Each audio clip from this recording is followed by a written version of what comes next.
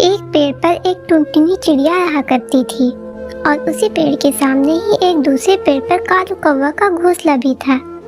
कौवा बहुत ही कामचोर था और सुस्त भी था। वह पूरा पूरा दिन सोता रहता था। वहीं दूसरी तरफ वो चिड़िया बहुत ही मेहनती थी। चिड़िया के अंडों में से बच्चे निकलने ही वाले थे, इसलिए वो चिड़िया अपने बच्चों के लिए दाना जमा करती रहती थी। एक दिन चिड़िया ने सोचा, अरे मेरा घोंसला तो बहुत ही कच्चा है और बरसात भी करीब है। अगर बरसात से पहले मैंने अपना घोंसला पक्का नहीं किया तो मेरे अंडे खराब हो जाएंगे। चिड़िया बहुत ही मेहनत करती और आखिर 1 महीने के बाद उसने अपना एक पक्का घर तैयार कर लिया था। अब इस चिड़िया को बरसात की कोई चिंता नहीं थी। अब मैंने अपना पक्का घर तैयार कर लिया है, अब मेरे बच्चे बारिश में भी नहीं रहेंगे। वहीं दूसरी तरफ उस कामचोर कौवा को कोई भी चिंता न थी। वह बस पूरे दिन अपने घोंसले में आराम करता रहता था। एक दिन टुनटुनी चिड़िया उस कौवे के पास आई और उसे कहने लगी, कालू भैया, आप ऐसे भी क्या सुस्ती सारा दिन आराम करते रहते हो? कुछ तो काम किया करो।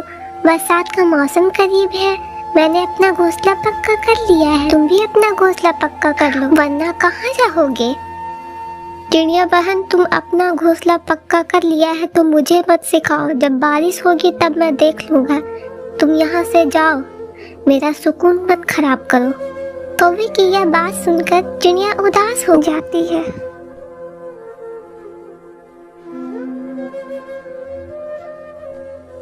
मैंने तो कालू भैया की अच्छाई के लिए बोला था।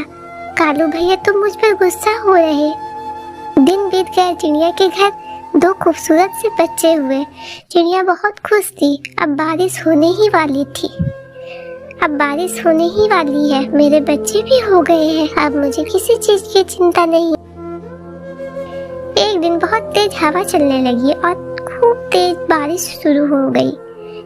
चिड़िया की मेहनत रंग लाई। चिड़िया के घर में जरा भर भी पानी न आया कि दूसरी तरफ कौवा बारिश में भीग गया और कांपने लगा।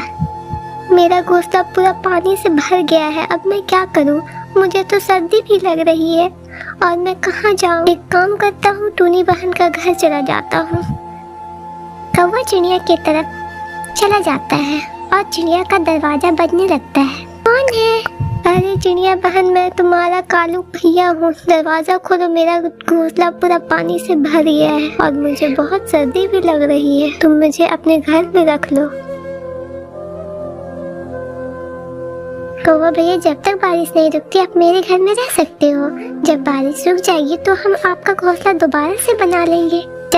जब तक आप आराम करो। कौवा चिड़िया को देखकर बहुत ही ज्यादा हैरान हो जाता है और कौवा सोचता है, अरे यह चिड़िया बहन का घर तो बहुत ही अच्छा है और चिड़िया बहन भी बहुत अच्छी है। कौवा चिड़िया के घर में सो जाता है और 3 दिन बाद बारिश रुक जाती है। मौसम बहुत सुहाना हो जाता है, तब पक्षियों की चरचराने की आवाज आने लगती है। चिड़िया फौरन कौवा को अपने घर में बुला लेती है। चिड़िया कौवे के पास आती है और उससे कहती है, कौवा भैया बुरा मत मानना, अब बारिश रुक गई है, अब हम दोनों आपका घोंसला दोबारा तैयार कर सकते हैं। कितना सुकून है इस घर में, मगर यह चिड़िया तो अपना घोंसला बनाने को कह रही है। कौवा बहुत ही कामचोर था और सुस्त भी होता है। चिड़िया की यह बातें सुनकर कौवा बहुत ही परेशान हो जाता है और कौवा बहाना बनाते हुए कहता है, अरे चिड़िया बहन, बारिश की वजह से मुझे बुखार हो गया है, मेरे सर में बहुत ज्यादा दर्द हो रहा है, मैं आज घोंसला नहीं बना सकता, मुझे माफ करना। कालू भैया, मुझे नहीं पता था कि आप बीमार हो, आप जब ठीक हो जाओगे तब हम अपना घोंसला दोबारा से बना लेंगे। अगले दिन चिड़िया कौवे के पास आती है और कहती, कालू भैया, मैं जरा काम से बाहर जा रही हूँ, कुछ देर लगेगी, आप मेरे बच्चों का ख्याल रखना। तुम बिल्कुल चिंता मत करो चिड़िया, मैं तुम्हारे बच्चों को अच्छे से ख्याल रखूंगा। कौवा की बात सुनकर चिड़िया बहुत खुश होती है और वहाँ से चली जाती है और कौवा आराम से सो जाता है। चिड़िया के बच्चे खेल रहे होते हैं। बच्चे के खिलौने की आवाज की वजह से कौवे की नींद खराब हो जाती है और कौवा गुस्से में आ जाता है। अरे तुम सभी अपनी आवाज बंद करो, मुझे नींद आ रही है, मुझे सोने दो, वरना मैं तुम सभी को चिल के हवाले कर दूंगा। चिड़िया के बच्चे बहुत डर जाते हैं। किसी जंगल में टूनी चिड़िया रहा करती थी। वहीं दूसरी तरफ कालू कौवा और रानी कौवी रहा करते थे। एक दिन रानो चिड़िया अंडा लेकर कालू कौवा और रानी कौवी के पास बैठी हुई थी। तभी रानी कौवी कहती है, ये पेड़ आपके लिए बिल्कुल ठीक है, आप भी इस पेड़ पर हमारे साथ घोंसला बनाएं। फिर कौवा बोल पड़ता है, मैं बताता हूँ, सुबह सुबह उधर इस पेड़ में धूप आती है और दोपहर को ये साख छाव देती है। ये दोनों पति पत्नी रानो चिड़िया को ये सब बातें बता रहे थे, क्योंकि रानो उस जंगल में नई नई आई थी।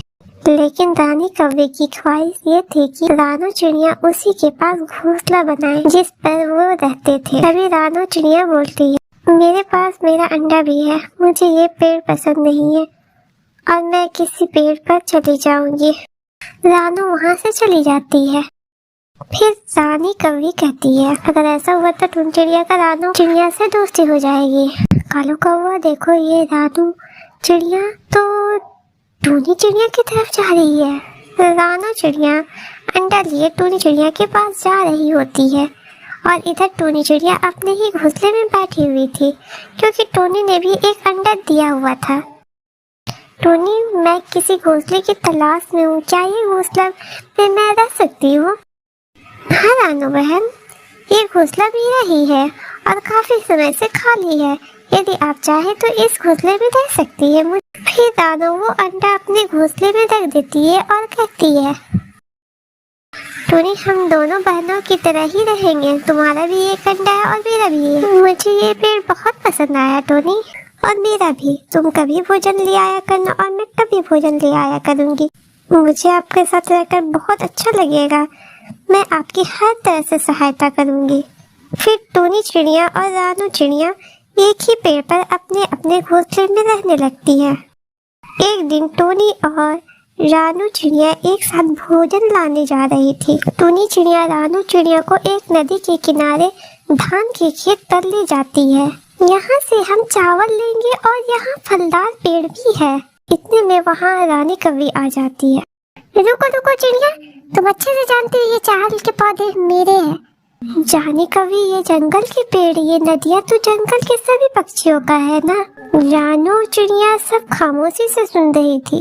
अब तुम मुझे इस दानों से डराओगी क्या टोनी? इससे पहले तो तुम्हें कभी मेरे से जुबान नहीं लड़ाया करती थी। रानी कौवी, जरा संभाल की बात करो। मैं अच्छी बन गई हूँ, इसका मतलब ये नहीं जो मन में आए बोलती चली जाओगी। टोनी चिड़िया और रानो चिड़िया वहाँ से धान लेकर चली जाती है और रानी कौवी देखती रह जाती है। टोनी, मैं तुम्हारा संबंध जरूर इस रानो से तुड़वाऊंगी और फिर मैं तब तुम्हें देख लूंगी। फिर एक दिन टोनी और रानो नदी पर पानी पीने गई हुई थी और रानी कौवी उन्हें छुप कर देख रही थी। वो जल्दी से उनके घोंसले की तरफ जाती है और जल्दी से टोनी का अंडा उठाकर रानो के घोंसले में रख देती है और रानो का अंडा उठाकर टोनी के घोंसले में रख देती है। देखना तुम दोनों को एक दूसरे के दुश्मन कैसे बनाती हो। टोनी चिड़िया और रानो चिड़िया जब वापस आती है तो उन्हें मालूम ही नहीं होता कि रानी कौवी ने उनके अंडों को बदल दिए हैं। तुम्हारे अंडा से बच्चा कब निकलेगा टोनी? अभी 5 दिन बाकी है। और तुम्हारे अंडा से बच्चा कब निकलेगा? टोनी बहन, मेरे अंडे से अभी बच्चे बाहर आने में 3 दिन बाकी है। वो इसी घोंसले में बैठे बैठे ऐसे बातें करती है। दूसरे दिन रानो अपने अंडे पर बैठी हुई थी, तभी उसे अंडा से गर्म महसूस होता है, इसलिए वो डर जाती है और कहती है, टोनी, यहाँ पर बहुत तेज धूप आ रही है, मेरा अंडा बहुत गर्म हो रहा है, इससे तो मेरा अंडा खराब हो जाएगा। टोनी, मुझे कहीं और जाना होगा और वो भी बहुत जल्द। मगर तुम कहाँ जाओगी रानो? मैं पुराने जंगलों में घने पेड़ों पर चली जाऊंगी, वहाँ मेरा अंडा सुरक्षित रहेगा। अगर जीवन रहा तो मैं फिर मिलूंगी। फिर रानो चिड़िया वहाँ से अंडा उठाकर चली जाती है। टोनी चिड़िया की रानो चिड़िया से बहुत अच्छी दोस्ती हो जाती है, इसलिए उसके जाने के बाद वो बहुत उदास हो जाती है, लेकिन वो फिर अपने अंडों की तरफ ध्यान रखती है। रानो चिड़िया को जाते हुए कालू कौवा और रानी कौवी देख लेते हैं। ये रानो चिड़िया अपने अंडे को लेकर कहाँ जा रही है? चलो टोनी चिड़िया से पूछते हैं।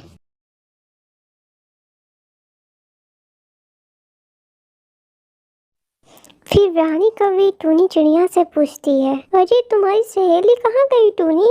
वो कोई दूसरे जंगल में चली गई है। यहाँ पर उसके अंडे में बहुत तेज धूप पड़ रही थी। अब तुम्हारी तो सहेली चली गई, तुम तो बहुत उड़ रही थी। अब जाकर दिखाओ चावल लेने, मैं तुम्हें बताती हूँ। उस दिन तो बहुत बड़ी बड़ी बातें कर रही थी तुम। अब आओ नदी के किनारे चावल लेने, मैं तो तुम्हारी चोंच तोड़ दूंगी। टूनी चिड़िया बिल्कुल चुप रहती है और रात हो जाती है।